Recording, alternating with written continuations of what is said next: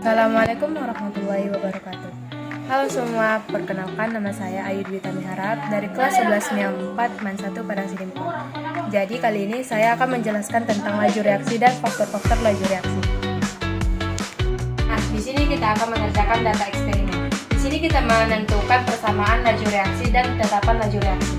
Baik, cara yang pertama kita harus menentukan data eksperimen yang sama. Lalu kita melakukan perbandingan. Untuk perbandingan yang pertama, kita melakukan data 4 dan 1. Sedangkan perbandingan yang kedua, kita menggunakan data eksperimen 2 dan 1. Untuk perbandingan yang pertama, kita harus membuat persamaannya terlebih dahulu, yaitu V sama dengan K dikali NO pangkat M dikali BR2 pangkat N. Orde yang pertama, kita membuat perbandingan 4 dan 1, yaitu V4-nya kita buat rumusnya dulu terlebih dahulu. Untuk V4-nya K sama dengan NO pangkat M dikali BR2 pangkat N. Begitu juga untuk V1. Kita memasukkan data V4 dan V2. Untuk data V4-nya yaitu 0,24 dan NO-nya 0,2, BR2-nya 0,05. Sedangkan data V1-nya yaitu 0,06. Untuk data NO-nya 0,1 dan data BR2-nya yaitu 0,05. Kita akan menyelesaikannya dengan cara ini kita bagi, yaitu lalu kita bagi lagi.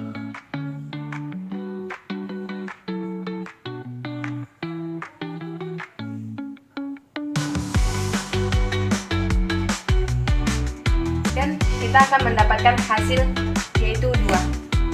Untuk perbandingan yang kedua, kita juga akan membuat persamaannya seperti yang tadi, tapi kita akan menggunakan orde 2 dan 1.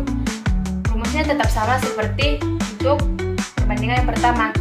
Kita langsung saja memasukkan data yang kedua. Untuk V2-nya yaitu 0,12, untuk NO-nya 0,1, untuk BR2-nya 0,10. Sedangkan untuk V1 0,06, NO-nya 0,1, BR2-nya 0,05. Langsung saja kita akan membaginya. Untuk yang 0,1 dibagi dengan 0,1 habis. Kita turunkan hasilnya.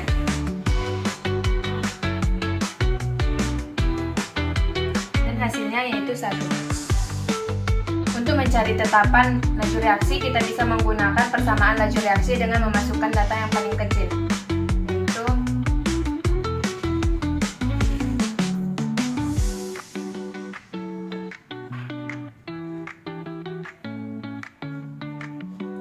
untuk lebih mudah menghitungnya, kita sederhanakan, yaitu 0,06 menjadi 6 kali 10 pangkat 2 min 2. Sedangkan 0,1 menjadi 10 pangkat min 1 pangkat 2.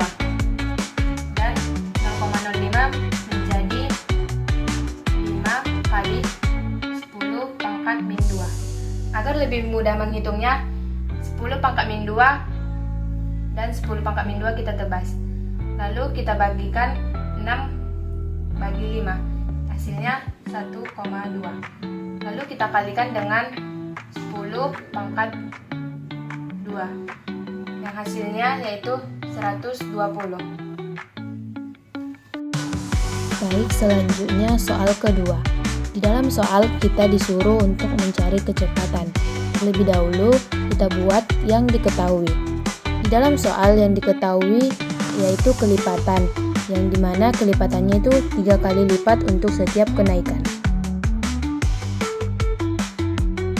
Selanjutnya kenaikan. Kenaikan di dalam soal diketahui yaitu 10 derajat Celcius.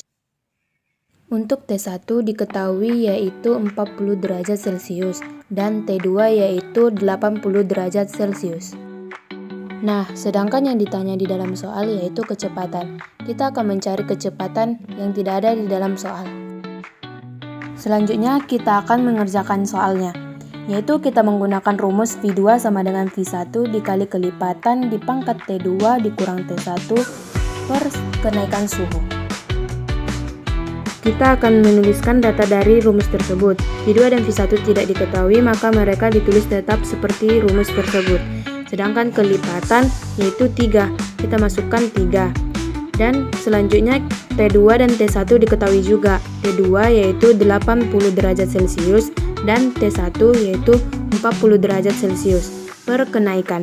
Kenaikan yaitu 10 derajat Celcius. Kita tulis kembali V2 sama dengan V1 dikali kelipatan yaitu 3.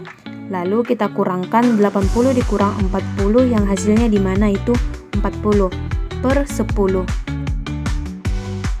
Kita tulis kembali V2 sama dengan V1 dikali kelipatan.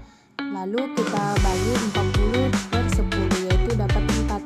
Lalu kita tulis lagi V2 sama dengan yaitu 3 dikali 4 yaitu yang dimana hasilnya 81. Dan yang terakhir saya akan menjelaskan praktikum tentang laju reaksi, yang dimana saya akan menjelaskan tentang luas permukaan. Bahan-bahan untuk praktikum yaitu cuka, cangkang telur halus, cangkang telur kasar, air biasa, 2 buah gelas, sendok, dan timer. Langkah yang pertama, masukkan cuka sebanyak 2 sendok ke dalam masing-masing gelas. Lalu masukkan air ke dalam gelas dengan ukuran yang sama. Langkah kedua, masukkan cangkang telur halus pada gelas pertama dan cangkang telur kasar pada gelas kedua.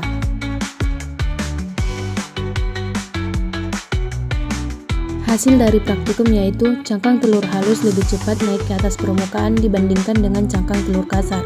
Karena semakin kecil ukuran suatu zat, maka permukaan bidang sentuh zat akan semakin luas.